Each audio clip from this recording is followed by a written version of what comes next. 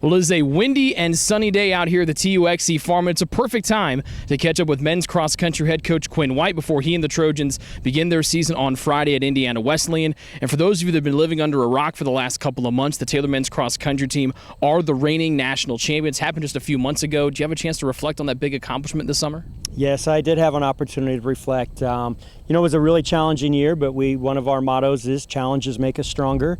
Everybody out there had to deal with COVID, and so did we. Moving the meet to the championship meet to April was really difficult. You've got indoor nats, you've got cross nats, and then you have outdoor nats.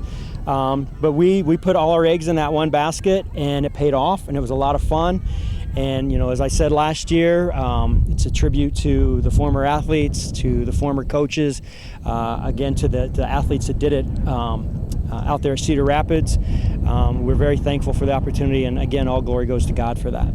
What's it like to get back out here on the course, particularly here at the TUXE Farm, one of the finest cross-country courses in the NAIA? What's it like to get back out here and get to work as you guys try to repeat as national champions here in the fall of 2021? It's very exciting to be back out here. We love our course. It's rolling hills, it's not flat, and it's not super hilly. It's a great place to train, a good place to help get us ready for the whole process of the season and hopefully lead up to a successful national meet.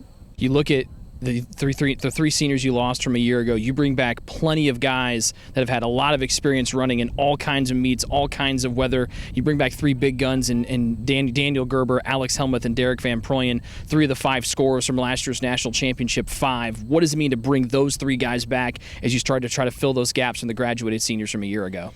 It's exciting. To have 3 All-Americans back is great, but I'll tell you what, Rick, a lot of the schools are bringing people back for a 5th year, so it's not really a very different compared to some of the other big dog schools. We're fortunate Quinn White's back as well. Connor was in our top 5 most of the year, just wasn't at the national meet. Well, he did run with only one shoe for the majority of the race, so that kind of hurts your ability to run very fast, I would think. Yes, and it's kind of cool because he would have been the 5th man for every team but one out there.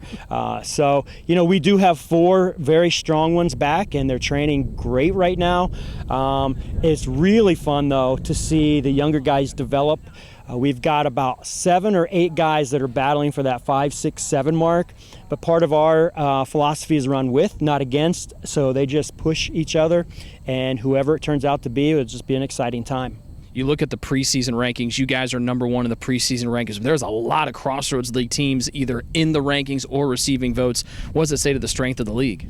It's a very strong league. It's a league that has a lot of experience, a league that has a lot of tradition, but the last couple years, it's probably been the top league out there. We didn't win the league meet last year. Huntington won it. Huntington was number 1 going into the national meet. They are loaded again this year. So it's going to be tough. I literally think whoever's on that day is going to win it. We might be ranked number 1 right now. I'll be real honest, I don't know if we're the top team in the nation. There's a lot of good schools out there, and like I said, a lot of them are bringing a lot of their athletes back. It is absolutely a goal to try to repeat. We would love to be on the podium, but we're just going to take one step at a time, enjoy the process, and see what happens at the end. First meet this Friday at Indiana Wesleyan, a course that you guys know almost like the back of your hand, probably almost as well as you know your home course here at the TUXE Farm. What's the plan of attack for that first meet? Because you guys don't compete a lot, but it is a long season, so you don't want to burn yourself out, obviously, in that very first meet of the fall. Yeah, it's just a good chance to see where we are, see how the summer training paid off.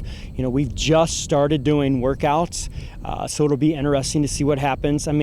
Huntington's going to be there. Indiana Wesleyan's going to be there. There's probably some other ranked teams. UIndy, I think, might be there. So it's going to be a nice challenge. We're just going to go out. We're going to compete, but the focus will be run to the best of our ability that day and see what happens. Let's go back to the national championship from a couple months ago one last time. September 18th, in just a couple Saturdays, you and the guys are going to get your national championship rings. Have you had a chance to see the rings in full construction yet? I have not. The athletic director won't let me. Not sure why, but we're very excited. It's a great weekend for Taylor cross country and track and field. I think there's over 90 athletes coming back. Actually, I maybe saw 130 some are coming back to celebrate the national championship and to celebrate Coach Glass. He's going to be on campus, and it's going to be a neat time. Yep, Coach Glass and you guys as well, both being honored at halftime of the football game on the 18th that night against Butler. Quinn, thanks for the time, and best of luck Friday, and best of luck with the rest of the season. Thank you, Rick. That is Quinn White, the Taylor men's cross country head coach, joining me today. For more up-to-date information on Taylor men's cross country, just log on to TaylorTrojans.com.